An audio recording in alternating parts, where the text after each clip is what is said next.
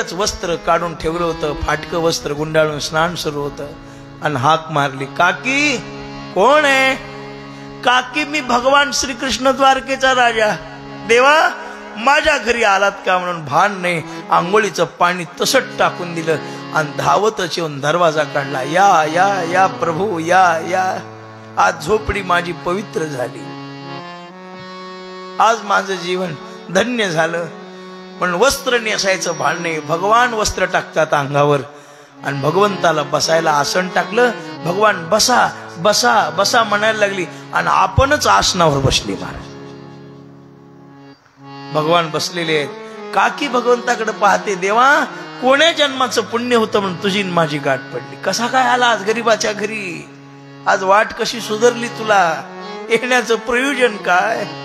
काकी भूक लागलेली, मला काहीतरी खायला द्या.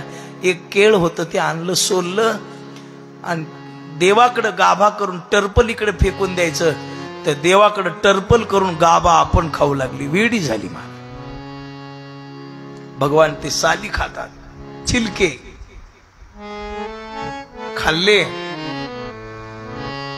आणि एवढ्यामध्ये विदुर काका आले, थोडस धान्य घेऊन आले होते आणि माझ्या भगवंताला जेवायला कण्या शिजव म्हणून घागरवर पाण्यामध्ये मुठभर कण्या टाकल्या. कण्या शिजायला आल्या. भगवान परमात्मा चतुर्भुज झाले आणि केळीच्या पानावर कण्या वाढल्या. महाराज दुष्काळातला मनुष्य जसा खातो ना तसं भगवान कधी एकदा खातो असं. काकी म्हणते, भगवान थोडं शांत व्हा, ते नेऊ द्या. काकी जवळ बसते यशोदेसारखी. महाराज भगवंताला आठवण आली, काकी अशीच माझी यशोदा मला खाऊ घालायची. पाणी फिरवलं भगवंतानी. उद्धव विदुर काका हे प्रेम पाहतात. काय या ब्रह्मांडाच्या मालकाचं प्रेम आहे. दुर्योधनाच्या घरी केलेले 56 प्रकारचे भोग सोडून देऊन आज या विदुर काकाच्या घरी कण्या मिटक्या मारून भगवान खाऊ लागले. बाबा देवाला पैसा धन प्रतिष्ठा लागत नाही, देवाला तुमच्या अंतःकरणातला भाव लागतो, प्रेम लागतं, प्रीती लागते. तुमची देवावर किती श्रद्धा आहे हे महत्वाचं आहे. अंतःकरण भरून आलं आणि काकीच्या हातानं भगवान खाऊ लागले. आणि भगवान म्हणतात, काकी तुम्ही खाऊ घातलेल्या कण्या गोड लागतात आणि माझ्या हाताने खाऊ घातलेल्या कण्या मला गिळत नाहीत म्हटले. सुंदर प्रकारच्या भगवान परमात्म्याने सुंदर भोजन केलं. आजचा मुक्काम करायचा ठरवला आणि संध्याकाळी झोपताना विदुर काका आपली मांडी दिली उशाला. भगवान या मांडीवर झोपा. मांडीवर डोकं ठेवलं आणि विदुर काकाच्या डोळ्यातून अश्रूच्या धारा येऊ लागल्या. नक्की काहीतरी पूर्वजन्मात केलेलं पुण्य आहे. पण आज परब्रह्माला मांडी देण्याचा योग आला. आज धन्य झालं माझं जीवन, माझी साधना धन्य झाली, कृतार्थ झाली माझी साधना. मांडी दिली, डोळ्यातून अश्रूच्या धारा. आणि सकाळी उठल्यावर भगवंताने सांगितलं, प्रभू काका आता या गावात राहू नका, दूर निघून जा. विदुर काकाला बाहेर पाठवून दिला. आता या गावात वाद होणार आहेत, भांडणं होणार आहेत, युद्ध होणार आहे, तुम्हाला ते पाहणार नाही. पण सुलभा राणीला आणि विदुर काकाला बद्रिका आश्रमाला नेऊन सोडलं. आणि इकडं कौरव पांडवांचं युद्ध सुरू झालं. महाराज भयंकर युद्ध. त्याच्यामध्ये दुर्योधनाने उठून म्हणायला लागला, खाता माझं गाता पांडवाचं. महाराज भीष्माचार्यांनी प्रतिज्ञा केली की उद्या संध्याकाळी सूर्यास्त होईपर्यंत या पृथ्वी तलावर एकही पांडव जिवंत ठेवणार नाही. आणि ही प्रतिज्ञा केल्यानंतर द्रौपदीनं ऐकली. ते आपल्या पाचही पतीला म्हणू लागली, पतिराज भीष्माचार्याने केलेली प्रतिज्ञा तुम्ही ऐकली का? हो म्हणले. कारण ते म्हणतायत की एकही पांडव मी जिवंत ठेवणार नाही. एकही पांडव मी जिवंत काय करावं? सांगितलं, चिंता करू नको. चिंता करणारा परमात्मा आहे, फक्त त्याचं स्मरण कर, त्याचं भजन कर. आणि मग द्रौपदी आली भगवंताला म्हणू लागली, भगवान भीष्माचार्यांनी माझ्या पाचही नवऱ्यांना मारण्याची प्रतिज्ञा केलेली आहे, याच्यातून काहीतरी उपाय काढा आणि माझ्या पतिराजाला वाचवा. मी पदर पसरते, माझ्या कुंकवाचं आयुष्य वाढवा. भगवान म्हणतात, द्रौपदी मी काही करू शकत नाही. तुला जर तुझ्या नवऱ्याचं आयुष्य वाढवायचं असेल तर वडीलधाऱ्या माणसांच्या पाया पड, ते आशीर्वाद देतील सौभाग्यवती भव म्हणून. मग तुझ्या नवऱ्या कोणाच्या पाया पडू म्हणली का? घरात वडील भीष्माचार्य, त्याच म्हाताऱ्यानं वाट लावली म्हणली सगळी, त्याच्या पाया पडू का म्हणले? त्याच्याच पाया पड जाय. आणि मग कधी पडायचा? दिवसाचं जाऊ नको म्हणले. विरुद्ध पार्टीची बाई आली म्हणून त्या भीष्माचार्याला लोक शिक्षा करतील, दुर्योधन कपटी आहे, रात्रीच्या समयाला जाय. एकटी कशी जाऊ म्हणली? मी येतो म्हणली. भगवान म्हणले मी येतो तुझ्यासोबत, चल. एका झोपडीत भीष्माचार्य भजन करू लागले. रात्रीच्या समयाला मंद मंद मंद पाऊस पडत होता. आणि एवढ्यात भगवान परमात्म्याने पांढऱ्या घोंगड्याची घडी केली, द्रौपदीच्या अंगावर, आपल्या अंगावर घेतली, द्रौपदीला खांद्यावर घेऊन भगवान आले तिथे आणि सांगितलं जा आतमध्ये, आणि आतमध्ये जाऊन पाया पड, पण एकदा पडू नको, 5 वेळेला पड पाया, आणि 5ही वेळेला हातातल्या बांगड्या खनखन खनखन वाजव. त्यानं काय होईल मी सांगतो ते कर म्हणले जाय. मध्ये भीष्माचार्य ध्यान करत बसले होते, पण आज ध्यानात परमात्मा येत नव्हता, पांढरी घोंगडी पांघरलेला माणूस येऊ लागला ध्यानात. द्रौपदी गेली, भीष्माचार्याच्या पाया पडल्यावर आशीर्वाद, सौभाग्यवती भव. काकणं वाजवले. ती पूर्वी बाया पोरं काकणावून ओळखू येत होता ना, बाया बाया आहेत हे. आता का? आता एका हातात घडी, कुंकवा नाही ठाव, आता बांगडी नाही, कुंकू नाही. याच्याबद्दल आम्ही ब्रह्मचारी लोकांनी काही बोलू नये. तुम्हाला जमतं संसारिक माणसांना, पण धर्म बिघडला, सगळं बिघडलं. आता एक कलीचा काही नाही, सत्संग अन्नदान परमार्थ आहे. आणखी 10-5 वर्ष संस्कृती राहील. 10 वर्षाच्या नंतर तुम्हाला काय पाहावं लागेल त्यावेळेला तुमचे तुम्ही ठरवा. आणखी 10-5 वर्ष वाचल, या म्हाताऱ्या जिवंत आहेत तोपर्यंत. या खेड्यातल्या बाया आहेत, आता खेड्यातल्याही बिघडल्या, खेड्यात बी नीट राहिल्या नाहीत. आता शहरातलं बघून खेड्यात बी परंपरा राहिली नाही. आता उगं खोटं वर्णन कोणाचं करायला नको. आता खेड्यात सुद्धा आपल्या ते आलंच ना सगळं महाराज, शहरातलं ते सगळं खेड्यात आलं. धर्म भ्रष्टता व्हायला लागलेली आहे आता.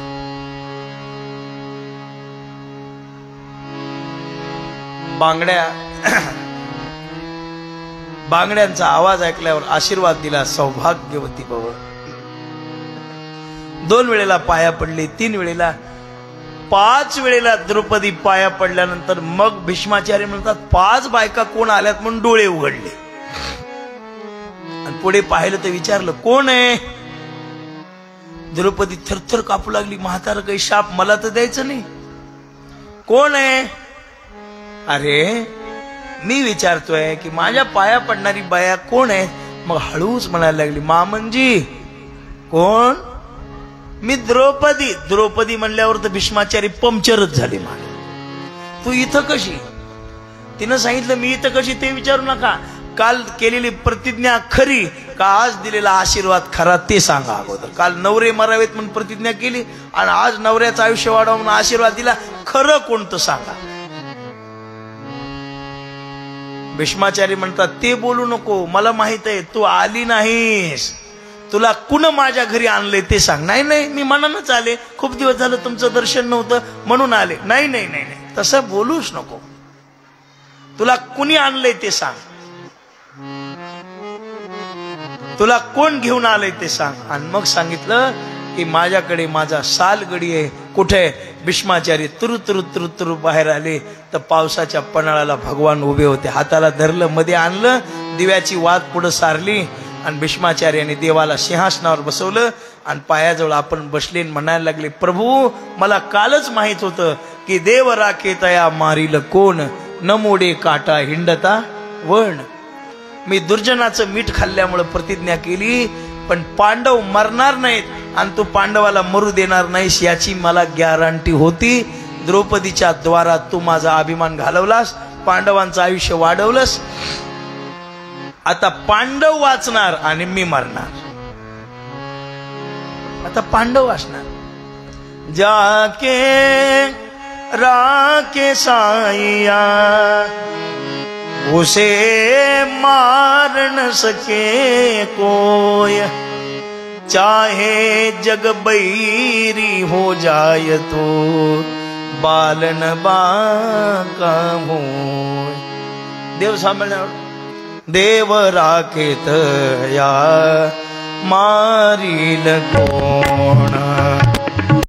देव राखेत या मारील कोण.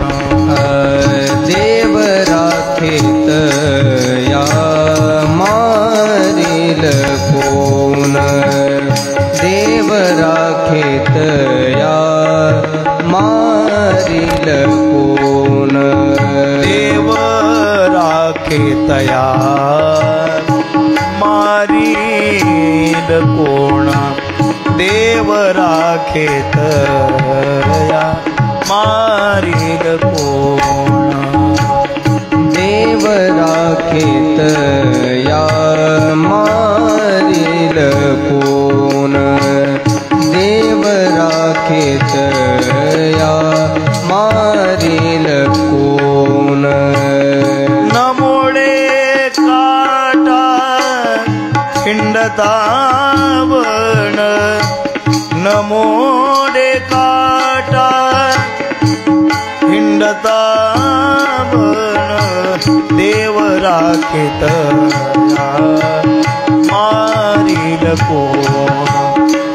देव राखेत या मारील कोण. देव राखेत या मारील कोण. नमोडे काटा हिंडतावन. नमोडे काटा हिंडतावन. देव राखेत या मारील कोण. देव राखेत या मारील कोण. देव राखेत या मारील कोण. देव ज्याला सांभाळतो या जगात कोणी काही त्याचं करू शकत नाही. पण द्रौपदीची मिट्टीच होती महाराज. ए महाराज, कालची प्रतिज्ञा खरी का आजचा आशीर्वाद? गप तू द्रौपदी, तुला समजत नाही, शांत बस. द्रौपदी पुढे पुढे यायची आणि मग भीष्माचार्यांनी देवाला सिंहासनावर बसवलं. आणि मग भीष्माचार्याला देव म्हणतात, भीष्मा काय मागायचंय माग आता. भीष्माचार्य म्हणले, देवा असाच आहेस, वाट लावतोस आणि मागा म्हणतोस. काय पाहिजे? भीष्माचार्य, मला काही नको. जन्मभर ब्रह्मचारी राहिलेला मनुष्य मी, पुन्हा नैष्टिक ब्रह्मचारी, नुसते आता महाराज ब्रह्मचारी बाया आंघोळ घालायला त्याला. असले ब्रह्मचारी असतील रॉकेट टाकून फुकले पाहिजेत असले महाराज. मोतीराम महाराज, मारुती महाराज मजाल नाही कुणाची जवळ यायला. अरे महाराज आमचे गुरु आहेत म्हणले, याला पुरकी कुठं घेऊन बाया आंघोळ घालायला त्याला. महाराज बिघडले, बायामुळेच बिघडले आणि बिघडली. महागुरु महाराज एवढा एक तांब्या ओतू दे का ग, तुझ्या तांब्यानं कड लागते त्याची. महाराज पायाची पूजा करू द्या की तुमच्या. या जमला आता. मारुती महाराजची फोटो ठेवून पूजा करणं. सामाजिक स्थितीमध्ये आंतरदुराग्रहामध्ये लक्षात ठेवलं पाहिजे. ब्रह्मचारी स्थिती कठीण आहे.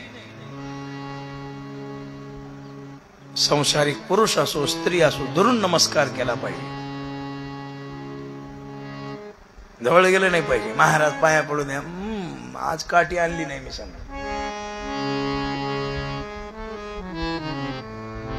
वाट लागली, लावली लोकांनी. ब्रह्मचर्य व्रत आणि सतीचं वाण सारखं आहे. ते ब्रह्मचारी होते भीष्माचार्य.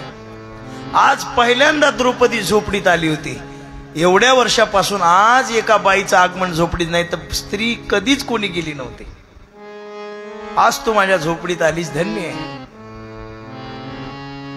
मी ब्रह्मचारी आहे, पुन्हा कुठल्याही प्रकारचा संग्रह केलेला नाही मी.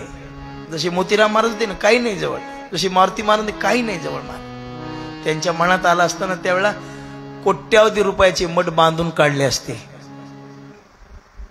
100-100, 200-200 एकर जमिनीची माणसं पाठीमागं होते त्यांच्या. पण त्यांनी काही केलं नाही. त्या ठाकूर बुवालाच वाढवून दिलं सगळं.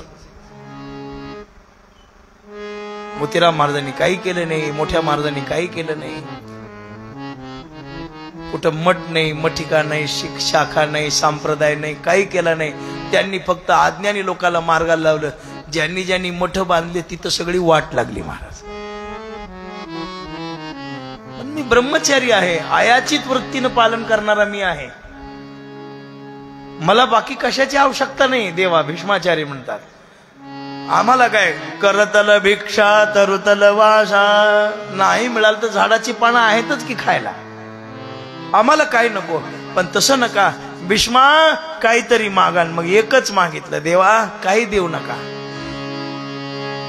फक्त आता मरण येताना प्राण येताना सांभाळा, जीव जाताना सांभाळा, शेवटीचा दिस गोड व्हावा. आमची एवढीच इच्छा आहे, शेवटीचा दिस गोड व्हावा, दुसरं काही नको.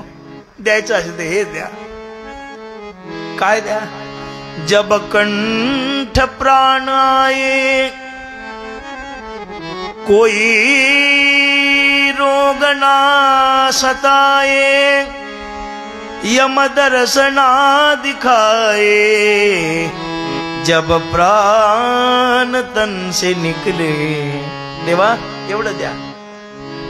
जीव जाताना माझी वाचा बसू नये, जीव जाताना मी बहिर होऊ नये, जीव जाताना मी आंधळ होऊ नये, जीव जाताना मला तुझं भजन करता यावं, जीव जाताना कोणी जवळ बसून भजन केलं तर ऐकू यावं, आणि येत कदाचित तू आलास तर मला तुझं दर्शन व्हावं, दुसरं काही नको. दुसरी एक इच्छा आहे माझी, आठ आहे. श्री गंगा जी का तट हो, यमुना का बंशीवट हो. एक तर गंगेच्या काठावर मरण यावं, नाही तर यमुनीच्या काठावर मरण यावं. श्री गंगा जी का तट हो, यमुना का बंशीवट हो. आणि पुन्हा गंगेचा काठ असावा एक, आणि मरताना तू जवळ असावं. मेरा सावळा निकट हो, जब प्राण तन से निकले. येताना एवढंच करा, एकटे येऊ नका. उस वक्त जल्दी आना, नहीं शाम भूल जाना, राधे को साथ लाना, जब प्राण तन से निकले. एवढीच इच्छा आहे. येताना राधीला घेऊन या.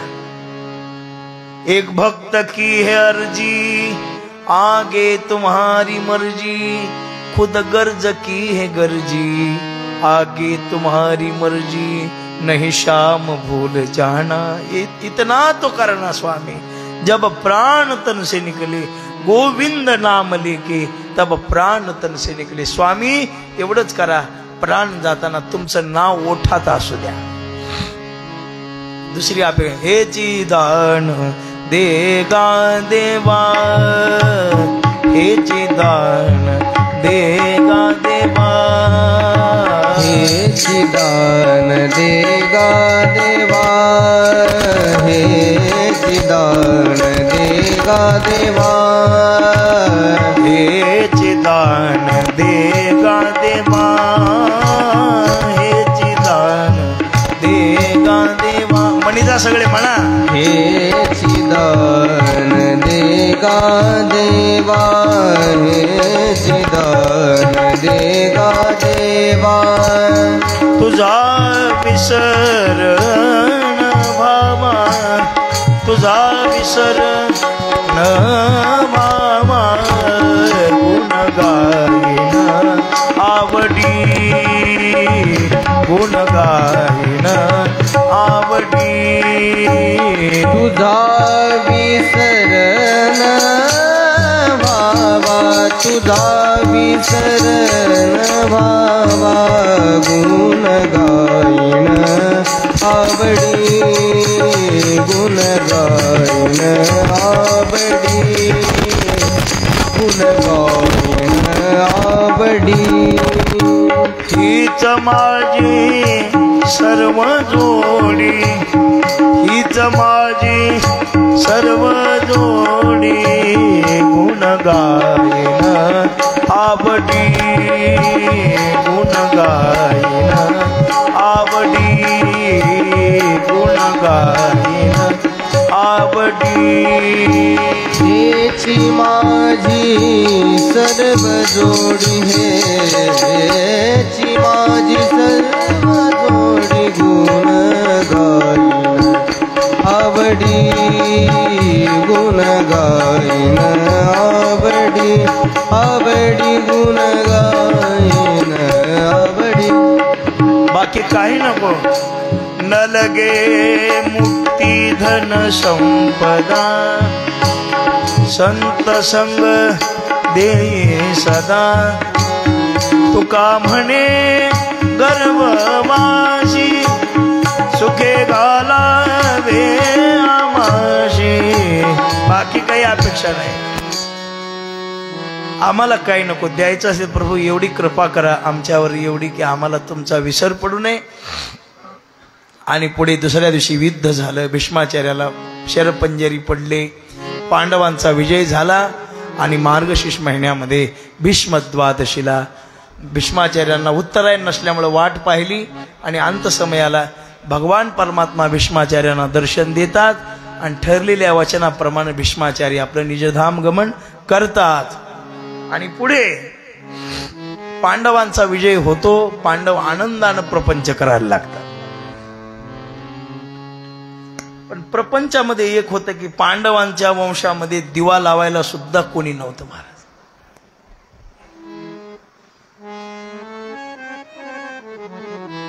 एकही संतती नाही, सगळी युद्धामध्ये नाही. मग अर्जुनाची पत्नी उत्तरा ती गरोदर आहे अशी वार्ता सगळीकडे पसरली. घरातल्या पुरुष माणसांनी सांगितले, बाई चर्चा करू नका, आपले शत्रू फार आहेत आपल्यावर, बाहेर वार्ता जाऊ देऊ नका. पण कशी पसरली आणि अश्वत्थाम्याच्या कानावर पडली. आणि 7 महिन्याचा गर्भ उत्तरेच्या पोटामध्ये असताना अश्वत्थाम्यानं ब्रह्मास्त्र सोडलं आणि गर्भ मारून टाकला. मग उत्तरा रडू लागली, हे कृष्ण, हे यादव, हे सखे. ते टाहो फोडून भगवंताच्या नावानं जप करू लागली की हे प्रभो काहीतरी करा आणि माझ्या गर्भाला चेतना द्या. भगवंताचं भजन करते. हे प्रभो दीनबंधो दीनवत्सल, हे भगवंता धावून ये आणि माझ्यावर येऊन कृपा कर. श्री कृष्ण गोविंद हरे मुरारी, हे नाथ नारायण वासुदेव. बोला श्री कृष्ण गोविंद हरे मुरारी, हे नाथ नारायण वासुदेव. श्री कृष्ण गोविंद हरे मुरारी, हे नाथ नारायण वासुदेव. श्री कृष्ण गोविंद हरे मुरारी, टाळी वाजवा, म्हणा सर्व भजन आहे. नारायण वासुदेव. देवाचं भजन आहे. मी काही तुम्हाला फार त्रास देत नाही. म्हणजे कथेमध्ये सुरू झालं तेव्हापासून आत्ताच भजन आहे. मग टाळी वाजून सगळे म्हणता, बाया पोरं सर्वजण अत्यंत आवडीनं परमेश्वराचं नाव घ्या. हे नाथ नारायण वासुदेव, हे नाथ नारायण वासुदेव, हे नाथ नारायण वासुदेव, हे नाथ नारायण वासुदेव. श्री कृष्ण गोविंद हरे मुरारी, हे नाथ नारायण वासुदेव. श्री कृष्ण गोविंद हरे मुरारी, हे नाथ नारायण वासुदेव. श्री कृष्ण गोविंद हरे मुरारी, हे नाथ नारायण वासुदेव. श्री कृष्ण गोविंद हरे मुरारी, हे नाथ नारायण वासुदेव. श्री कृष्ण गोविंद हरे मुरारी, श्री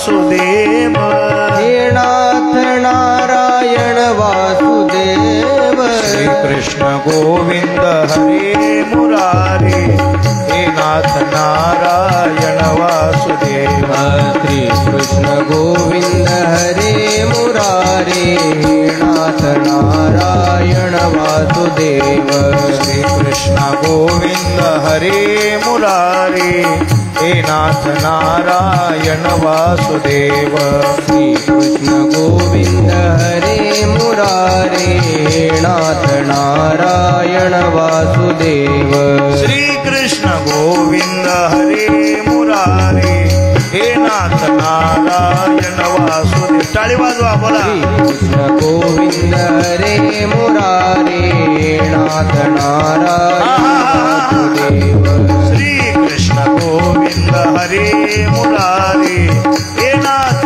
नारायण वासुदेव कृष्ण गोविंद हरे मुरारे हे नाथ नारायण वासुदेव श्री कृष्ण गोविंद हरे मुरारे हे नाथ गोविंद हरे मुरारे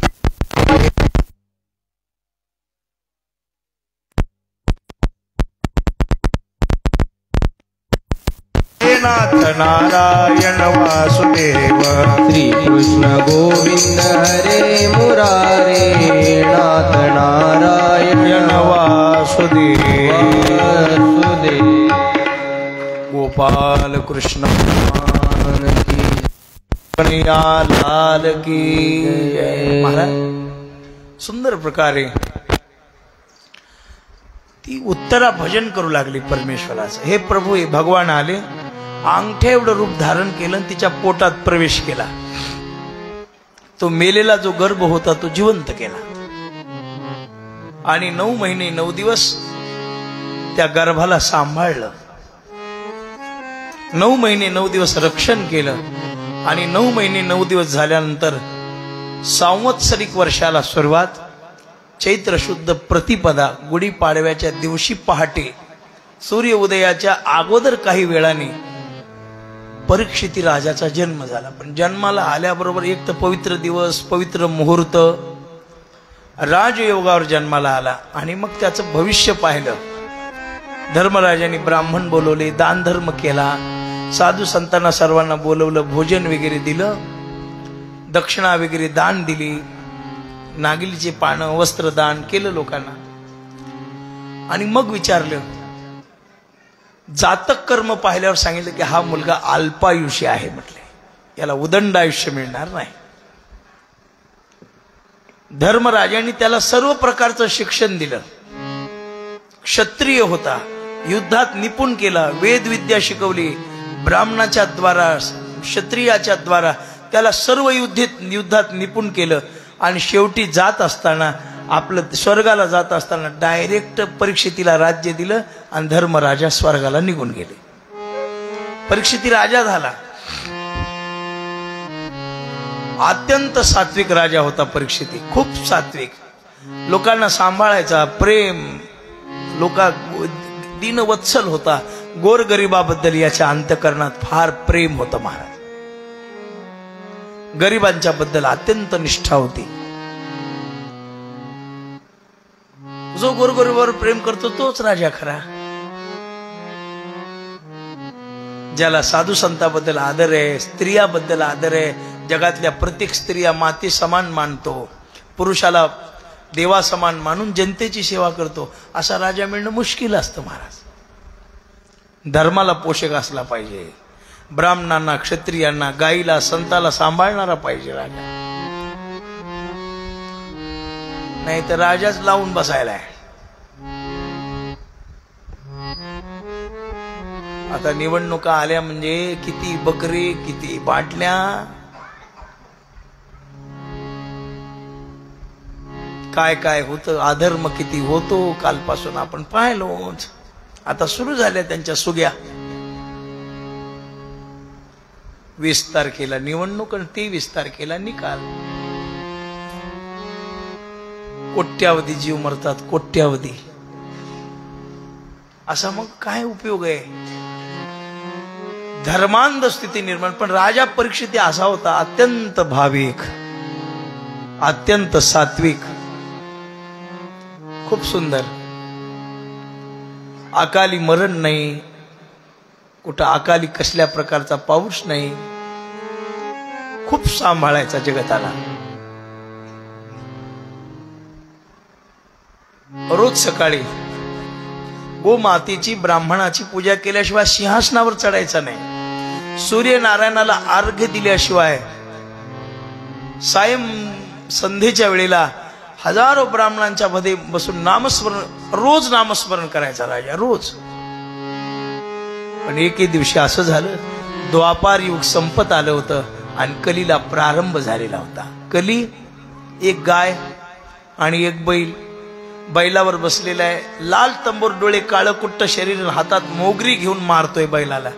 गाईला सुद्धा एकच पाय आणि बैलाला सुद्धा एकच पाय.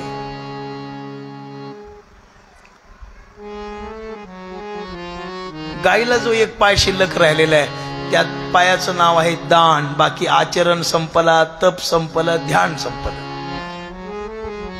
बैलाला जो एक पाय आहे तिचं नाव आहे दया. बाकी सगळं संपलं. बैल दयेवर अवलंबून, धर्म दयेवर अवलंबून आहे आणि पृथ्वी दानावर अवलंबून आहे. आज लोक अन्नदान करतात, दक्षिणा दान करतात, साधू संतांचं दर्शन रिकाम्या हाताने घेत नाहीत, ब्राह्मणाला शिदा वगैरे देतात, म्हणून हे टिकलेले आहे सगळे. एवढा जर एक पाय तुटला, महाराज कलियुग एवढं वाईट युग असताना आपण आनंदानं खायलोत का? त्याचं कारण आहे हे अन्नदान. आता एवढ्या लोकांना जेवायला घालणाराचं किती केवढं मोठं पुण्य, ज्याची पंगत आहे त्याच्या कितीतरी कुळाचा उद्धार आहे ना अशा उत्सवामध्ये अन्न खाऊ घालणे. याच्यापेक्षा मोठं भाग्य काय? अन्नदान. एकच पाय राहिला. दान धर्मामध्ये स्त्रियांचा हात पुढे असतो महाराज. पुरुष वर्ग जर भागवत कथा ऐकायला निघाली, बेटे चिमूटभर साखर घेऊन येणार नाहीत. कधीतरी कोणत्या तरी पुरुषानं प्रसाद आणलेला मी पाहिला नाही, अजून नाही पाहिला. अजून भागवतकार होऊन 20 वर्ष झाले आणि एकही बाई पाहिली नाही रिकाम्या हाताने आलेली. येताना चिमूटभर साखर का होईना पण बाया पुरं घेऊन येणारच. दान धर्मामध्ये स्त्रियांनी दान सांभाळलं आणि पुरुषांनी दया सांभाळली. दया सांभाळली. दया आपल्याही द्वारा काही दान धर्म घडला पाहिजे, पुरुषाच्याही द्वारा. रिकाम्या हाताने यायचंच नाही. एक तुळशीची मंजुळा का होईना पण घरून घेऊन येऊन भागवताला व्हायची. पण कथा सुटल्यावर किंवा कथेच्या अगोदर व्हायची म्हणल्यावर उद्यापासून मध्येच याल. तुम्हीच काल म्हणलात ना मंजुळा व्हायची म्हणून. नाही, अगोदर किंवा नंतर.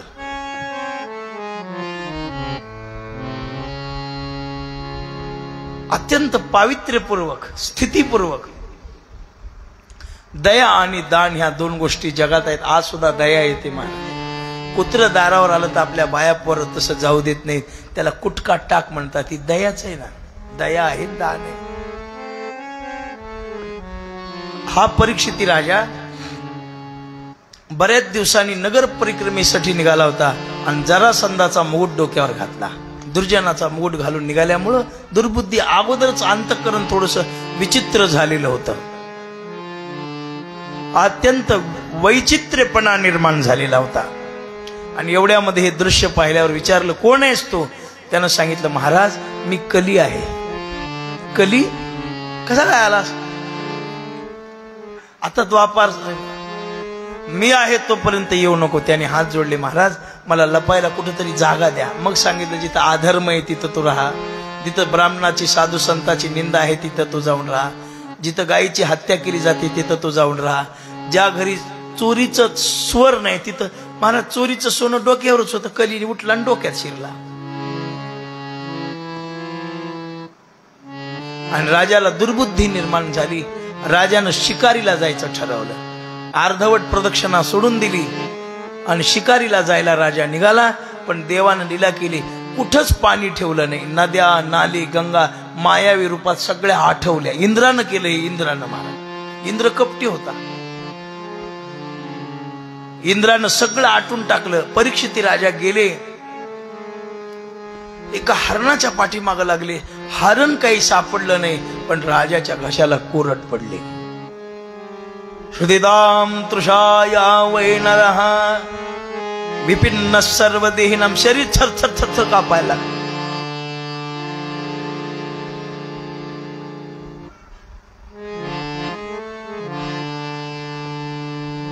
शारीरिक स्थिती बिघडली आणि दूर पाहिल्यानंतर एका शमिक नावाच्या ऋषीचा आश्रम दिसला. आता कली शिरलेल्या डोक्यात, आश्रम असल्यामुळे याला वाटलं जावण संत ते जाऊन त्या महाराजाला पाणी मागावं. पण राजा आला, पण शमिक ऋषींना समाधी लागली होती. राजा येऊन म्हणायला लागला, ओ महाराज, मी परीक्षित राजा तुमच्या आश्रमात आलेलो आहे, मला तांब्याभर पाणी द्या प्यायला. पण आता समाधी लागलेली असल्यामुळे डोळे उघडत नव्हता. राजा म्हणायला लागला, मला पाहून मुद्दाम डोळे झाकलेस तू, मला पाहून मुद्दाम सोंग केलं तुम्ही, अशी निर्बत्सनायुक्त बोलू लागला. पण जात असताना पाणी न मिळालेल्या राजाच्या डोक्यात कली शिरल्यामुळं एक साप होता महाराज मेलेला, तो बाणानं उचलला आणि परीक्षिती राजाने शमिक ऋषींच्या गळ्यात घातला आणि परीक्षिती राजा निघून गेले तिथून. त्या ऋषीला 5 पुत्र होते, भृत्या, मृंगी, तिसरा शृंगी, असे जे पुत्र. त्या शृंगी नावाचा मुलगा बापाच्या जवळ आला आणि मेलेला साप बापाच्या गळ्यात पाहिल्याबरोबर राग आला. माझ्या बापाच्या गळ्यात कोणीतरी साप, कौशिकी नावाच्या नदीमध्ये गेला, ओंजळभर पाणी घेतलं आणि शाप दिला, ज्या कोणी महामूर्खाने माझ्या बापाची निंदा केली असेल, आजपासून 7व्या दिवशी तक्षक नावाचा सर्प येईल आणि त्याला चावून त्याचा मृत्यू होईल. महाराज थरथर थर धरणी कापायला लागली. शमिक ऋषींनी विचारलं, बेटा काय केलं? बाबा मी शाप दिला. अरे अरे अरे अरे, आपल्यासारख्या साधू संतांनी शाप देऊ नये रे, शिस्त लावावे, लोकांना असं वागा तसं वागा, असं बोलावं, तुमचं वाटलं होईल, तुमचं चांगलंच व्हायचं नाही, हे संताचं काम नाही. संताचं काम कोणी किती त्रास दिला तरी तुमचं चांगलं होईल म्हणणारा संत असतो. मी माहित नाही मग तुमचं, अरे असली पुराण चाललीच. शाप देऊ नये, शाप दिला की पुण्य संपलं. तुमचं वाटलं होईल म्हणलं की तुमचं पुण्य संपलं. शेजाऱ्या पाजाऱ्याला कुणाला शाप देऊ नये महाराज.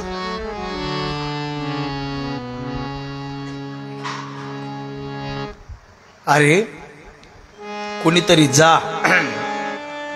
आणि राजाला जाऊन सांगा, आता शाप तर लागणारच आहे, पण राजा काहीतरी विल्हेवाट लावेल राज्याची, मुलाला वगैरे गादीवर बसवेल, काही 7 दिवसात नियोजन करेल.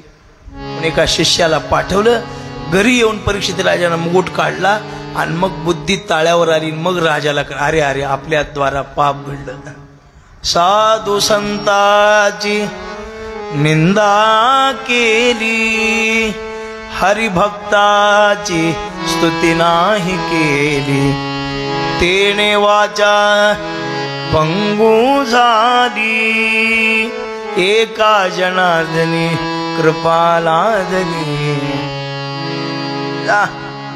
मग साधू महात्मा आला आणि त्याने सांगितलं, महाराज तुम्हाला असा असा शाप दिलेला आहे.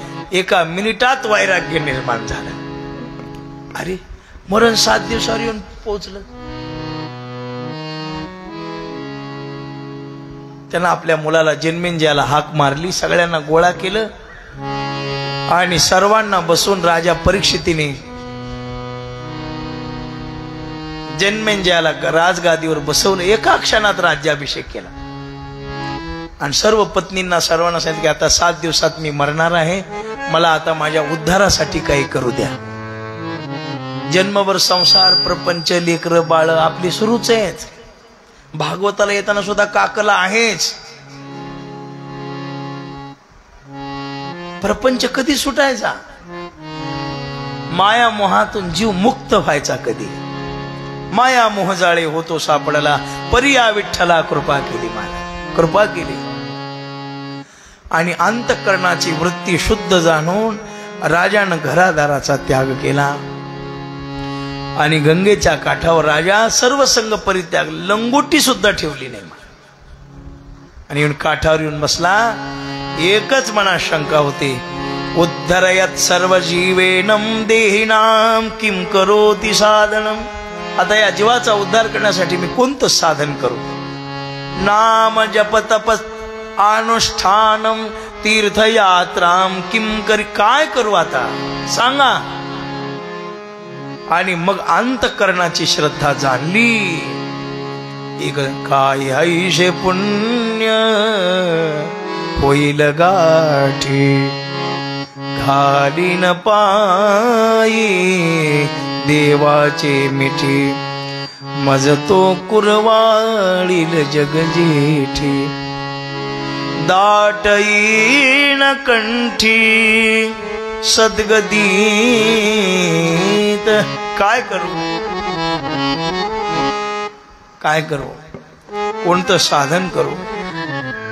जे जे भेटेल त्याला हीच पोसावेशे हेची वाटे, पोसावेशे हेची वाटे, पुसावेसे हेची वाटे, पुसावेसे हेची वाटे, पोसावेशे हेची वाटे, पुसावेशे हेची वाटे, पुसावेसे हेची वाटे, पुसावेसे हेची वाटे. जे जे भेटे तयाशी देव कृपा करील मज. काय लाज, मला 1000 लोक आले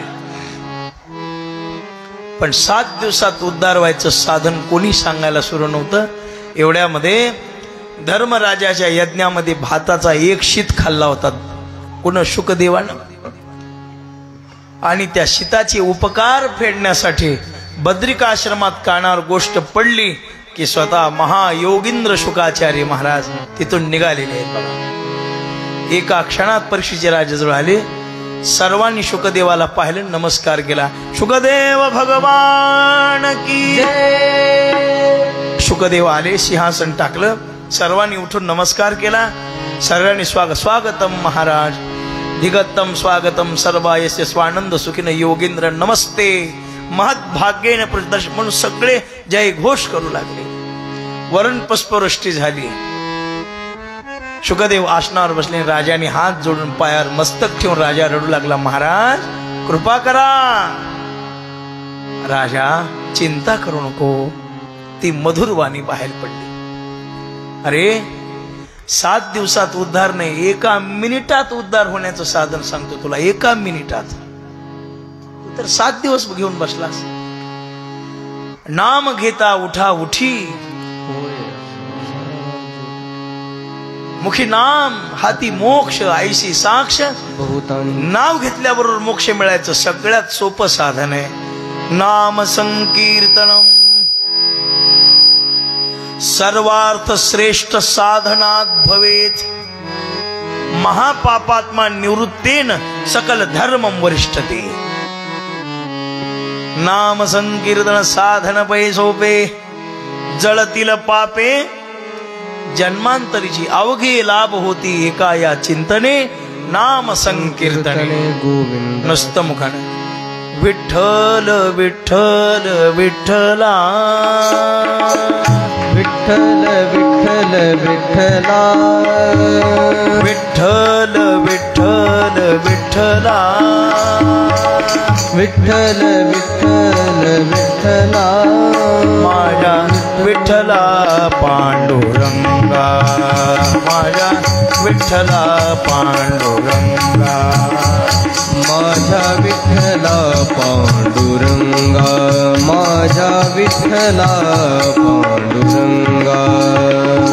विठोबा रखुमाई जय जय विठोबा रखुमाई, विठोबा रखुमाई जय जय विठोबा रखुमाई, विठोबा रखुमाई जय जय विठोबा रखुमाई, विठोबा रखुमाई जय जय विठोबा रखुमाई. जय जय राम कृष्ण हरी, जय जय राम कृष्ण हरी, जय जय राम कृष्ण हरी, जय जय राम कृष्ण हरी. निवृत्ती ज्ञानदेव सोपान मुक्ताबाई, जय